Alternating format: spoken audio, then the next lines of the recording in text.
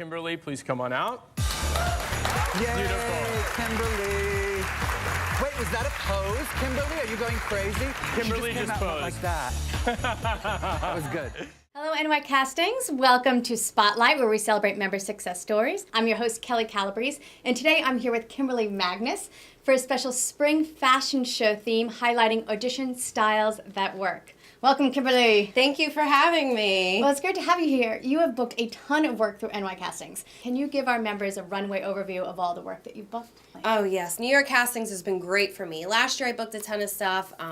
The Daily Show, E! News, CBS, Rachel Ray, Nate Berkus, Mysteries at the Museums, Stalked, Scorned. Recently I've got to do some infomercials for Maidenform, Comfy Fit Bra and Panty, and Hollywood Nails.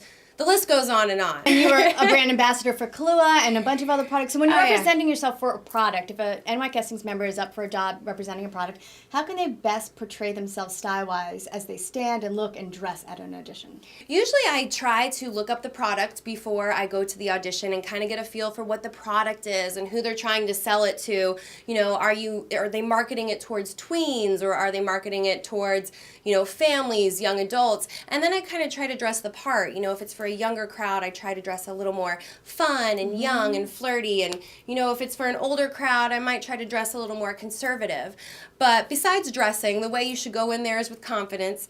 Stand there like you love that product and smile. And as long as you can convince the person behind the table that, you love the product and it makes them enough to want to buy that product, that's exactly what they're looking for. So you're representing yourself from the inside out and the outside in. Yes. And I know you said in Mysteries at the Museum, you got the role of Marilyn Monroe through NYCastings. Yes. And when a female NYCastings member wants to go and audition, how can they best represent sex appeal in the way that they dress and the way they can feel? It should be subtly or, head to toe sex appeal? Yeah, it's a very fine line because sex appeal can often get confused with sleazy.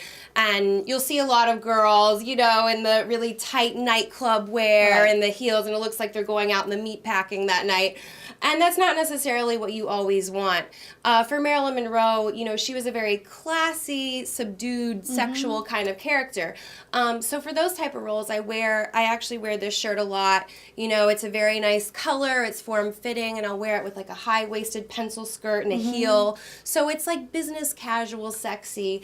And then when I'm auditioning, I kind of studied Marilyn, and it's simple things that she does, her mannerisms with her hands and playing them with the face and her hair and things like that to make her really cute and playful versus, just throwing your tatas out. Right, so it's really looking at what character and feeling the character at the same time. Yeah. That's great. And I know that you were represented by the amazing Joe Thompson at Abrams Artists. Yes. So when an NYCastings member gets to meet with an agent for possible representation, how should they present themselves? Is there a certain way that they should dress or hold themselves or speak, or how should they come prepared? Once again, I think the business casual look is very good. You don't look too schluffy, but you don't look a little too overdone. And keep it fun and sexy and flirty. And then you always want to have your book together, ready to go, have your headshot and resume, be prepared to talk about, the recent work you've done, because they want to know what you normally book so they know where to put you in. Go in there relaxed. A lot of people tense up. Don't be intimidated by them. Have a smile, make, general conversation with them. And as long as you come off as yourself, I think that's what they're really looking for. They don't want to see the actor you, the show that you can put on. They want to say, hey, who is this girl in real life, Right, they want to see the style that is you. Yes, exactly. Because that's what they're going to be working with. Exactly. And you have a ton of great headshots on NYCastings, you. and so is that another thing that could help NYCasting members? Oh, it's huge. And that's what I love about NYCastings. They allow, I think, up to 20 headshots on there, which I fill up every single slot, and I'm always like trying to switch pictures out. I'm like, oh, which one? But yes, I highly recommend the TFPs. TFPs. Yes, which is Tears for Prints. I know a lot of people don't want to do free work these days, but it's really, really a good investment of your time. Not only do you get to network with people, but you get to take home pictures.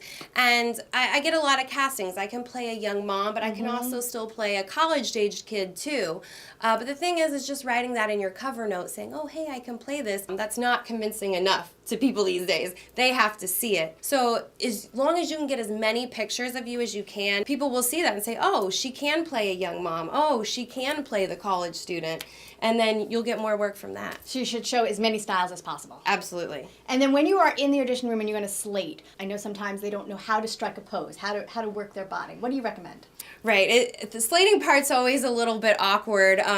You know, I've seen a lot of people, and I was probably there too when I started. You know, they slate and they just like strike a pose. And the thing is just to be relaxed and be yourself. You know, don't use your hands too much. Don't be like striking poses. Don't be slouchy. You know, stand tall, have a smile, be confident, but just act like you're talking to your best friend or meeting a new person, you know. Hi, my name's Kimberly Magness. You know, just keep it very, very natural. Right. Good. Well, listen to this girl because she did book a ton of work through NYCastings. Thanks for joining us. Thank you so much for having me. You're welcome. And NYCastings members, keep submitting your success stories. Maybe you could be featured here next on Spotlight.